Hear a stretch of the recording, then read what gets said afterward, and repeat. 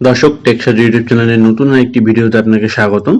আজকে ভিডিওতে আমরা আলোচনা করতে চলেছি 2024 সালের নতুন নিয়ম অনুযায়ী কিভাবে ঘরে বসে অনলাইনের মাধ্যমে বাংলাদেশের ভোটার কার্ড অর্থাৎ বাংলাদেশ জাতীয় পরিচয়পত্র তথা ন্যাশনাল আইডেন্টিফিকেশন কার্ড বা এনআইডি কার্ডের জন্য আবেদন করবেন তার সম্পূর্ণ প্রক্রিয়া সম্পর্কে।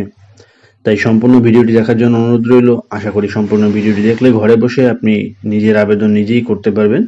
তাহলে চলুন কথা না বাড়িয়ে ভিডিওটি শুরু করা যাক।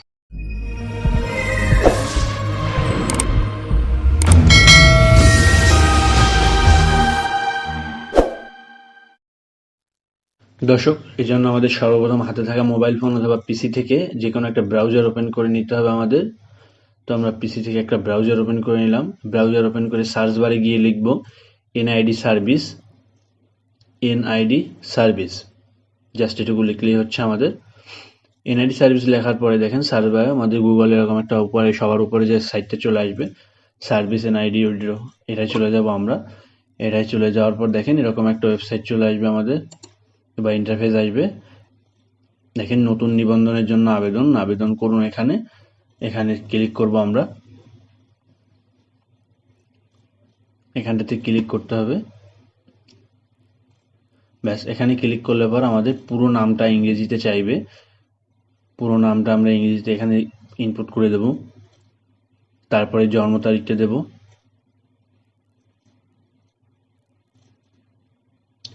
তারপরে দেখেন এখানে একটা ক্যাপচা চাইছে, ক্যাপচা দেওয়া আছে, ক্যাপচাটা আমরা এখানে টাইপ করে দিব। তারপরে বহালে ক্লিক করব। তারপরে এখানে আপনার কাছে নিকটে থাকা একটা সচল ফোন নাম্বার দিবেন। এখানে আমরা সচল ফোন নাম্বার দিয়ে দিচ্ছি।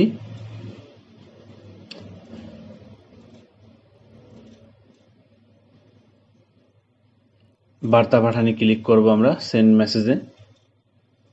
তারপর এখানে একটা কোড দেবে আমাদের এসএমএস এর মাধ্যমে 6 ডিজিটের, সেই কোডটা এখানে ইনপুট করে দেবো আমরা। তারপরে হচ্ছে কি অ্যাকাউন্ট নিবন্ধন করুন। এখানে ইউজার নেম সেট করব আমরা একটা, যে কোনো একটা আপনি আপনার পছন্দ মতো ইউজার নেম সেট করে একটা স্ট্রং পাসওয়ার্ড ক্রিয়েট করবেন। এখানে একই পাসওয়ার্ড দুবার দিয়ে বহালে ক্লিক করব আমরা।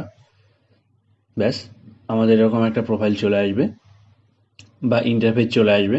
তারপরে আমরা বিস্তারিত প্রোফাইল বা প্রোফাইলের উপর ক্লিক করবো। এখানে দেখতে পাচ্ছেন যে কোনো এক জায়গায় ক্লিক করলে হচ্ছে।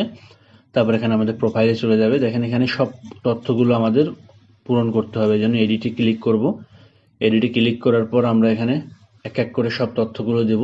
বিশেষ করে লাল স্টার চিহ্ন করা তথ্যগুলো আমাদের মাস্ট বি পূরণ করতে হবে। এখানে আমরা নাম দিয়ে দিলাম বাংলায়, লিঙ্গ,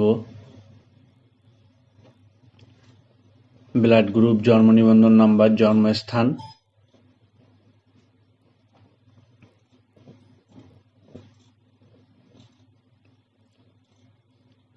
জাতীয়তা বাংলাদেশি অবশ্যই হতে হবে, বাংলাদেশি নাগরিকত্ব পেতে হলে। পিতার নাম বাংলায়, পিতার নাম ইংলিশে, মাতার নাম বাংলায়, মাতার নাম ইংরেজিতে, দুটোতেই লাগবে।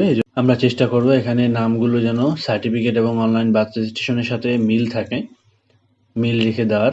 এখানে আমরা বাংলায় পিতার নাম ইনপুট করব, ইংরেজিতে পিতার নাম ইনপুট করে দেবো। ঠিক একইভাবে মাতার নামও বসিয়ে দেবো আমরা বাংলা ও ইংরেজিতে। এখানে মাতা বা পিতার এনআইডি কার্ড ইম্পর্টেন্ট না দিলেও সমস্যা নেই। তারপর বৈবাহিক অবস্থা, বিবাহিত হলে অবশ্যই স্বামী বা স্ত্রীর নাম দিয়ে দিতে হবে। এখানে মহিলা হলে স্বামীর নাম দিবেন, পুরুষ হলে স্ত্রীর নাম দিয়ে দেবেন। এখানে তো প্রথম স্বামী বা স্ত্রীর নাম এখানে ইনপুট করে দেবেন। পাশে রয়েছে স্বামীর এনআইডি কার্ড নাম্বার, সেটাও দিয়ে দিতে হবে এখানে। তাও বাধ্যতামূলক না, দিলে সব থেকে ভালো হয়। তো আমরা প্রথম স্বামী বা স্ত্রীর নাম এখানে ইনপুট করে দিচ্ছি। ব্যাস, আমাদের তথ্যগুলো পূরণ করা হয়ে গেলে পর আমাদের প্রথম কাজ হবে এই ইনপুট করা তথ্যগুলো, এন্টার করা তথ্যগুলো আমাদের সব কিছু একবার ভালো করে মিলিয়ে নেওয়া। অর্থাৎ আপনার বার্থ রেজিস্ট্রেশন বা আপনার সার্টিফিকেটের সাথে সব তথ্যগুলো মিল আছে কিনা, আপনার জন্ম সালেতে জন্ম তারিখের থেকে শুরু করে নামের বানান বাংলা ইংরেজিতে এবং সবগুলো, এমনকি ব্লাড গ্রুপ, জন্মস্থান সবগুলো মিল আছে কিনা এগুলো একবার মিলিয়ে নেবেন। মিলিয়ে নেওয়ার পরে আমাদের পরবর্তী কাজ হলো উপরে ডাইন সাইডে দেখেন উপরে খেয়াল করতে হবে আমাদের পরবর্তী নামে একটা স্টেপ রয়েছে, ওখানে আমরা ক্লিক করব। পরবর্তীতে ক্লিক করার পর আমাদের অন্যান্য তথ্যের স্টেপটা চলে আসবে। আমরা এরকম একটা ঘর পাবো, সেখানে শিক্ষাগত যোগ্যতা আমাদের ইনপুট করতে হবে। তো আমরা কি করবো, এখানে আমাদের শিক্ষাগত যোগ্যতাটা ইনপুট করে দেবো। আমাদের সর্বোচ্চ শিক্ষাগত যোগ্যতাটা যেটা আছে সেটা বসিয়ে দেবো এখানে। সেটা আপনার 5 পাস হতে পারে, প্রথম শ্রেণী পাস হতে পারে, বা MBA BBA যাই হোক না কেন, মাস্টার্স হতে পারে, গ্র্যাজুয়েশন হতে পারে। তো আমরা এখানে সেটা ইনপুট করে দেব। তারপরে হচ্ছে আমাদের পেশা, আপনি আপনার পেশা কি আছে সেই পেশাটা এখানে বসিয়ে দেবেন সুন্দর করে, যেটাই হোক না কেন আপনার যে পেশা আছে সেটা দেবেন এখানে, শিক্ষার্থী হন বা গৃহিণী হন বা যা কিছু হন না কেন। তারপরে হচ্ছে ধর্ম, মেইন যেটা সেটা হচ্ছে ধর্ম সিলেক্ট করে দেবেন এখান থেকে।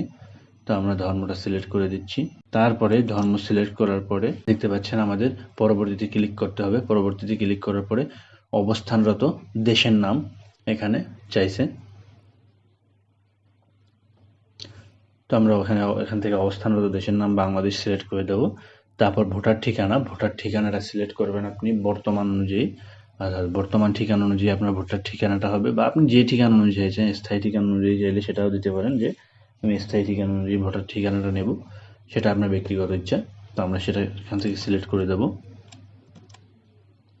তারপরে বর্তমান ঠিকানা এখানে ইনপুট করব, বিভাগ সিলেক্ট করব, জেলা সিলেক্ট করব, উপজেলা কোনটা, উপজেলা বা থানা যেটা সেটা সিলেক্ট করে দেবেন।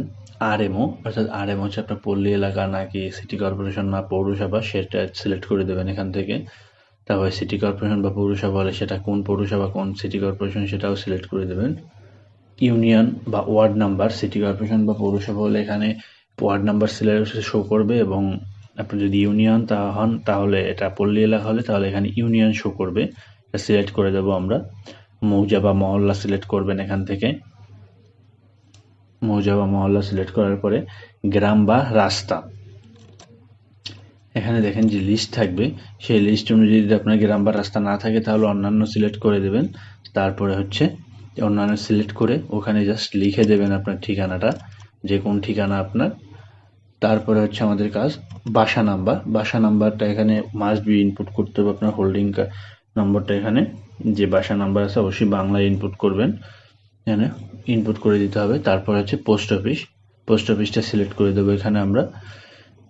তারপর সবথেকে গুরুত্বপূর্ণ যেটা ভোটার এরিয়া নির্বাচন, অর্থাৎ আপনি কোন কেন্দ্রে ভোট দিতে চাচ্ছেন সেটা এখান থেকে সিলেক্ট করতে হবে। আপনার আশেপাশে, বাড়ির আশেপাশে, এলাকার আশেপাশে যে ভোট কেন্দ্রটা আছে সেটা এখান থেকে সিলেক্ট করে দেবেন। এমন না হলো যে আপনি যে এলাকায় ঠিকানা দিচ্ছেন তার থেকে 2 কিলো দূরে বা 3 কিলো দূরে বা 5 কিলো দূরে আপনার ভোটার এরিয়া সিলেক্ট করলেন, সেরকম না, আপনার আশেপাশে যেটা আছে সেটাই সিলেক্ট করে দেবেন। তারপর হচ্ছে স্থায়ী ঠিকানা, ঠিক একইভাবে আমরা স্থায়ী ঠিকানাটা পূরণ করে নেব। বিভাগ, জেলা, উপজেলা, আরএমও, সিটি কর্পোরেশন বা যা যা আছে আপনার, সেটা সব তথ্যগুলো এখানে ইনপুট করে দেব। ইনপুট করে দিয়ে পুনরায় আর একবার মিলিয়ে নেব আমরা এখানে, যে আমাদের যে তথ্যগুলো ইনপুট করলাম এগুলো কোথাও ভুল আছে কিনা বা কোথাও কোনো মিস্টেক হয়েছে কিনা, নামের বানান সহকারে সবকিছু, কারণ এগুলো পরবর্তীতে প্রিভিউ করে আপনি যাচাই করার সুযোগ পাবেন না। তো আমরা একবার মিলিয়ে নিলাম। মিলিয়ে নেওয়ার পর দেখেন উপরে সেই একইভাবে পরবর্তী একটা স্টেপ রয়েছে আমাদের। পরবর্তীতে ক্লিক করার পরে আমাদের এরকম একটা ইন্টারফেস আসবে যে কাগজপত্র বা নথি সরবরাহ করুন। তো এখানে আমাদের লেখা আসছে দেখেন যে আপনার কাগজপত্রের কোনো প্রয়োজন নেই, আবেদনটি করার জন্য অনলাইনে কোনো কাগজপত্র সাবমিট করার কোনো প্রয়োজন নেই, কিন্তু আপনাকে হার্ড কপি অর্থাৎ ম্যানুয়ালি নির্বাচন কমিশনের অফিসে জমা দেওয়ার সময় যে কাগজপত্রগুলো জমা দিতে হবে। তারপরে আমরা পরবর্তীতে পুনরায় ক্লিক করব। পুনরায় ক্লিক করার পর নিশ্চিত করুন একটা অপশন আসবে, দেখছেন নিশ্চিত করুন এবং জমা দিন, অর্থাৎ আপনার আবেদন সবকিছু যা ইনপুট করছেন তথ্য সবগুলো সঠিক আছে, এই মর্মে আপনি নিশ্চিত করে আবেদনটা জমা দিয়ে দেবেন। জমা দিন বা সাবমিট করুন। সাবমিট করার পরে আমাদের প্রোফাইলটা এখানে শো করবে, যে আমরা যে তথ্যগুলো আপডেট করলাম সবগুলো এখানে শো করবে। এবার দেখতে পাচ্ছেন উপরে এরকম ডাউনলোড একটা অপশন রয়েছে, এখানে ডাউনলোড অপশনে ক্লিক করে আমরা যে ফর্মটা পূরণ করেছি সেই আবেদন ফর্মটা ডাউনলোড করে নেব। এখান থেকে ডাউনলোড করে যে কোনো প্রিন্টার থেকে, আপনার বাসায় প্রিন্টার থাকুক বা দোকানে প্রিন্টার থাকুক সেখান থেকে বা কোনো সাইবার ক্যাফে থেকে আমরা ফর্মটা প্রিন্ট করে নেব। এপিট-ওপিট প্রিন্ট করে নিলে সব থেকে ভালো হয়। কোথাও প্রায় জায়গায় এপিট-ওপিট চাই, কোথাও 2 পেজে প্রিন্ট করলেও চলবে, সমস্যা হয় না। তো আমরা এটা প্রিন্ট করে নিয়ে এর সাথে প্রয়োজনীয় ডকুমেন্টগুলো অ্যাটাচ করে বাংলাদেশ নির্বাচন কমিশনের, আপনার এরিয়ার যে নির্বাচন কমিশন সেই নির্বাচন কমিশনে চলে যাব আমরা। সেখানে গিয়ে এগুলো সাবমিট করলে পর আমাদের পরবর্তীতে একটা ডেট দেবে তারা, কাগজপত্রগুলো রেখে ছবি তোলার জন্য। আমরা পরবর্তী ডেট অনুযায়ী বা অ্যাপয়েন্টমেন্ট অনুযায়ী গিয়ে ছবি তুলে এবং ফিঙ্গার দিয়ে আসবো। তার পরবর্তীতে একটা SMS এর মাধ্যমে আপনাকে জানিয়ে দেওয়া হবে যে আপনার এনআইডি কার্ডটার কাজটা সম্পূর্ণ হয়েছে। আপনি অনলাইন থেকে এনআইডি কার্ডটা ডাউনলোড করে নিতে পারেন। এনআইডি নাম্বার সহ আপনাকে নির্বাচন কমিশন থেকে 105 নাম্বার একটা নম্বর থেকে SMS এর মাধ্যমে সবকিছু জানিয়ে দেওয়া হবে। তো দর্শক, এই ছিল আজকের ভিডিওর আলোচনা যে কিভাবে ঘরে বসেই বাংলাদেশ ভোটার আইডি কার্ড করবেন বা এনআইডি কার্ডের আবেদন করবেন অনলাইনের মাধ্যমে, তার সম্পূর্ণ প্রক্রিয়া। আশা করি ভিডিওটি ভালো লেগেছে। ভিডিওটি ভালো লেগে থাকলে একটি লাইক দিবেন এবং ভিডিওটি যদি কোথাও বুঝতে অসুবিধা হয়ে থাকে তাহলে অবশ্যই কমেন্ট করে জানাবেন। আশা করি রিপ্লাই দেওয়ার চেষ্টা করব।